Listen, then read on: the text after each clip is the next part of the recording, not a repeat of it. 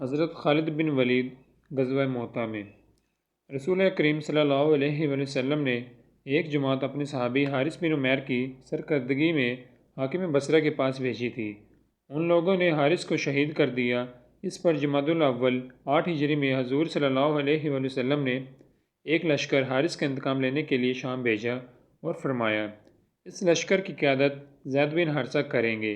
اگر وہ شہید ہو جائیں تو جعفر بن ابی طالب قیادت سنبھال لیں، اور اگر وہ بھی کام آ جائیں تو قیادت عبداللہ بن رواحہ کے سپرد کر دی جائے۔ مسلمانوں کا لشکر جب بلقاء کے سرحد پر پہنچا تو انہیں معلوم ہوا کہ مشارف کے مقام پر ہرقیل شہنشاہ روم کا ایک عظیم لشکر ڈیرہ ڈالے پڑا ہے۔ یہ معلوم کر کے انہوں نے موطا کا رخ کیا اور وہاں رومی اور ان کے درمیان جنگ شروع ہوئی۔ زید بن حارثہ لڑتے لڑتے شہید ہو گئے۔ ان کے بعد جعفر بن ابی طالب نے جھنڈا لیا اور لڑنا شروع کیا۔ جب لڑائی نے زور پکڑا تو وہ اپنے گھوڑے سے اترے اور دلیرانہ دشمن کی صفوں میں گھس گئے اور شہید ہو گئے۔ ان کے بعد عبداللہ بن رواحہ نے قیادت سنبھالی اور شہادت پائی۔ اب مسلمانوں کے لشکر میں کوئی سردار نہ تھا جو ان میں نظام قائم رکھتا اور وہ مقصد بجا لاتا جس کے لیے اس لشکر کو بھیجا گیا تھا۔ مسلمان اس صورتحال سے بہت پریشان ہوئے۔ دشمن کے مقابلے میں ان کی حیثیت آٹے میں نمک کی سی تھی اور دشمن انہیں بڑی آسانی سے پیس کر رکھ سکتا تھا۔ اس نازک مرحلے پر مسلمانوں کی نظریں حضرت خالد بن ولید پر پڑی اور انہیں اپنا قائد منتخب کر لیا۔ خالد ایک ایسے کمزور اور بے حقیقت لشکر کے قائد منتخب ہوئے تھے جس کی تعداد 3000 سے زیادہ نہ تھی۔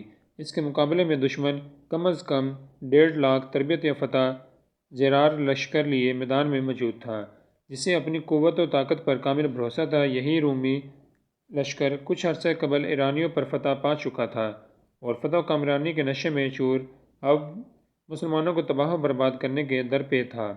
اس موقع پر خالد کی حربی صلاحیتیں ظاہر ہوئی اور انہوں نے لشکر کو تباہی سے بچانے اور اسے دشمن کے نرغے سے نکال لانے میں حیرت انگیز طور پر کامیابی حاصل کی۔ پہلے روز وہ جی کھل کر دشمن سے لڑے۔ جب رات ہوئی تو انہوں نے اپنے لشکر کی ترتیب بالکل بدل ڈالی، مقدمہ کو ساکا کی جگہ کر دیا اور ساکا کو مقدمہ کی جگہ۔ اسی طرح میمنہ اور میسرہ کو بھی تبدیل کر دیا۔ دشمن کو اس کی نقل و حرکت سے احساس ہوا کہ مسلمانوں کی مدد کے لیے کوئی اور تازہ دم فوج میدان میں آ گئی ہے، چنانچہ دوسرے روز اس کے جوش و خروش کی وہ حالت نہ تھی جو ایک روز پہلے تھی۔ اس طرح حضرت خالد نے وقتی طور پر لشکر اسلام کو تباہی سے بچا لیا اور پھر اس طرح دشمن کو مرعوب کر کے انہوں نے بڑے قرینے سے اپنے لشکر کو آہستہ آہستہ پیچھے ہٹانا شروع کیا اور کچھ دیر بعد اسے دشمنوں کے نرغے سے سلامتی کے ساتھ نکال لائے۔ اب دونوں لشکر علیحدہ علیحدہ ہو گئے اور مسلمان اس تباہی و بربادی سے بچ گئے جو انہیں کچھ عرصہ قبل اٹل نظر آ رہی تھی۔ خالد نے اس موقع پر جو تدابیر اختیار کی وہ کوئی معمولی کارنامہ نہیں جسے ہر قائد بجا لا سکتا، بلکہ ایک عظیم الشان کارنامہ ہے جو جنگی مہارت، عقل مندی، وسعت نظر اور اللہ پر کامل بھروسے پر دلالت کرتا ہے۔ اگر اس وقت خالد سے ذرا بھی کوتاہی ہو جاتی تو پورے کا پورا اسلامی لشکر فنا کے گھاٹ اتر جاتا۔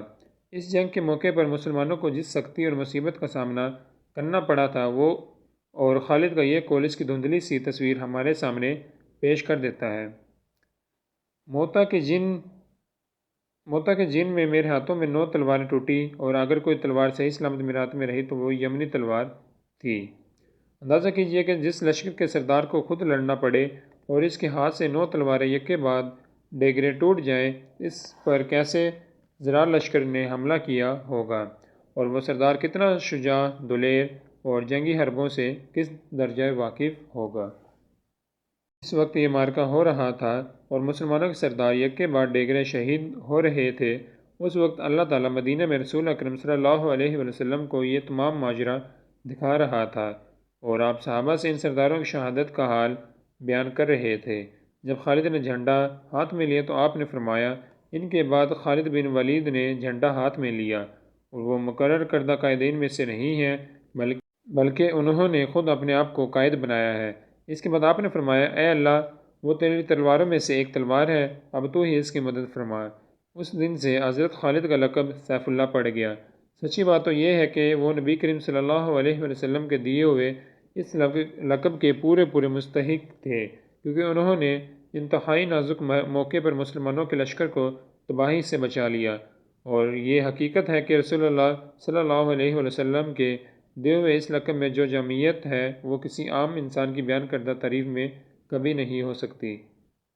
اس موقع پر ایک سوال پیدا ہوتا ہے کہ جب مسلمانوں کی اس قدر قابل رحم حالت تھی تو ان کے پیچھے ہٹنے پر رومیوں نے آگے بڑھ کر انہیں روکا کیوں نہیں، اور ان کو تعاقب کرنے میں انہیں کیا رکاوٹ پیش آئی؟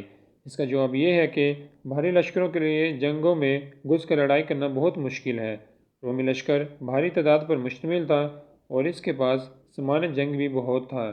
اس کے مقابلے میں مسلمان تعداد میں بہت تھوڑے تھے اور ان کے پاس سامان بھی بہت کم تھا، اسی لیے انہیں رومیوں کے مقابلے میں نقل و حرکت کے زیادہ موقع میسر تھے، اور وہ بڑی آسانی سے جنگلوں اور پہاڑوں میں گھس کر اپنی راہ بنا سکتے تھے اور اپنی حفاظت کر سکتے تھے۔ اس صورت میں رومیوں کے لیے ان کا پیچھا کرنا کسی فائدے کا موجب نہ ہو سکتا تھا۔ بعض مورخین یہ لکھتے ہیں کہ لشکر کی قیادت حضرت خالد کے ہاتھ میں آنے کے بعد میدان جنگ کا نقشہ ہی بدل گیا، اور مسلمانوں نے پیر در پیر زوردار حملے کر کے رومیوں کو شکست فاش دے دی۔ چنانچہ ابن سعد طبقات میں ایک ایسی ہی روایت نقل کرتے ہیں۔ اس روایت میں مرقوم ہے کہ حضرت خالد جھنڈا اپنے ہاتھ میں لیتے ہی زور و شور سے رومیوں پر حملہ کر دیا۔ مسلمانوں نے بے دھڑک تلوار کے جوہر دکھانے شروع کیے اور رومیوں کو ایسی زبردست شکست دی جس کی مثال نہیں مل سکتی، لیکن یہ روایت ہر لحاظ سے ناقابل قبول ہے۔ مشہور اور مستند کتب تاریخ اس روایت کی تائید نہیں کرتی۔ بڑے بڑے مورخین جن میں ابن سعد خود بھی شامل ہیں اس بات پر متفق ہیں کہ حضرت خالد نے کمان اپنے ہاتھوں میں لے کر دشمن کے حملے کو روکا اور آہستہ آہستہ اپنے لشکر کو پیچھے ہٹا کر اسے دشمنوں کے نرغے سے نکال لائے۔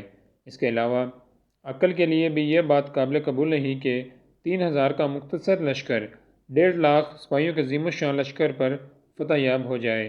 اگر مسلمانوں کو فتح حاصل ہوئی تھی تو سوال پیدا ہوتا ہے کہ انہوں نے کتنے ہزار رومی قتل کیے۔ ابن ہشام اور ابن برہان الدین نے بھی ذکر کیا ہے کہ مسلمانوں نے خالد کو سپہ سالار بنایا اور خدا تعالیٰ نے انہیں میدان جنگ میں فتح عطا فرمائی۔ معلوم ایسا ہوتا ہے کہ ان مورخین نے مسلمانوں کی نجات کو مجازاً فتح سے تعبیر کیا ہے، کیونکہ 3000 مسلمانوں کو جنہیں موت اپنے سامنے نظر آ رہی تھی، موت کے منہ سے بچا لانا فتح کے مترادف بھی سمجھا جا سکتا ہے۔ اگر خالد اپنے بے نظیر تدبر اور اعلیٰ جنگی مہارت سے کام نہ لیتے تو مسلمانوں کی تباہی میں کسی قسم کا شک و شبہ باقی نہ تھا۔ گویا حضرت خالد نے لشکر کو موت کے منہ سے نکال کر مسلمانوں کی تعداد میں 3000 کا اضافہ رکھ دیا۔ تقریباً تمام مورخین نے اس امر کا بھی تذکرہ کیا ہے کہ جب یہ لشکر مدینہ کے قریب پہنچا تو رسول اللہ دیگر مسلمانوں کے ہمراہ اس کے استقبال کے لیے نکلے۔ جب لشکر سامنے آیا تو لوگوں نے لشکر کے سپاہیوں پر مٹی پھینکنا شروع کی اور کہنا شروع کیا، اے بھگوڑو، تم اللہ کے راستے سے بھاگ کر آئے ہو۔ لیکن نبی کریم صلی اللہ علیہ وسلم نے انہیں اس حرکت سے منع فرمایا اور کہا، یہ بھگوڑے نہیں ہیں، انشاءاللہ یہ دوبارہ جہاد کو جائیں گے۔ اس روایت سے جہاں بعض مورخین کی اس روایت کی تردید ہوتی ہے کہ مسلمانوں نے لڑائی میں فرار اختیار کیا تھا کیونکہ نبی کریم صلی اللہ علیہ وسلم صحابہ کو لے کر ایک بھگوڑے لشکر کے استقبال کے لیے کبھی نہ نکل سکتے تھے، وہاں یہ بھی معلوم ہوتا ہے کہ مسلمان اس جنگ سے فتح یاب ہو کر نہیں لوٹے تھے، کیونکہ فتح یابی کی صورت میں ان کے سروں پر خاک ڈالنے کے کوئی معنی نہیں۔ تاہم اس امر سے انکار نہیں کیا جا سکتا کہ 3000 کے مختصر سے لشکر کو 1.5 لاکھ کے عظیم الشان لشکر کے نرغے میں سے نکال لانا، اور وہ بھی اس صورت میں کہ مسلمانوں کے صرف 12 آدمی شہید ہوئے، حضرت خالد کا ایک ایسا شاندار کارنامہ ہے جس پر جتنا فخر کیا جائے کم ہے۔ ہماری رائے کی تائید بعض اشعار سے بھی ہوتی ہے جو اس موقع پر کہے گئے تھے۔ چنانچہ قیس بن معصر الیمری کہتے تھے، خدا کی قسم، میرا نفس مجھے اب تک جنگ موطا کے واقعات پر ملامت کرتا ہے۔ افسوس میں اس روز کچھ نہ کر سکا۔ میں نے اپنے آپ کو خالد کے سپرد کر دیا تھا جن کی مثال قوم میں کوئی نہیں ہے۔ مجھے جعفر کی شہادت کا وہ وقت نہیں بھولتا جب ہمارے تیر اندازوں کی طرف سے تیر چلانے کا کوئی فائدہ نہ تھا، جب رومیوں کی فوجیں دو طرف سے ہمیں پیس ڈالنے کے لیے ہم پر پل پڑی تھی۔ ابن برہان الدین بھی اپنی کتاب میں ہماری رائے ہی کی تائید کرتے ہیں، چنانچہ وہ لکھتے ہیں، جنگ موتا میں مسلمانوں کو اس لحاظ سے فتح حاصل ہوئی تھی کہ اس موقع پر 3,000 مسلمانوں کے مقابلے میں 2 لاکھ رومی سپاہ میدان جنگ میں موجود تھی۔ اس عظیم الشان لشکر کے مقابلے میں مسلمانوں کے زندہ بچنے کی کوئی صورت نہیں تھی، اور بظاہر یہی نظر آ رہا تھا کہ 3,000 سپاہیوں میں سے ایک شخص بھی اپنی جان بچا کر نہیں لے جا سکتا، لیکن خالد بن ولید نے بے نظیر جرأت اور شجاعت دکھا کر مسلمانوں کو ہلاکت سے بچا لیا۔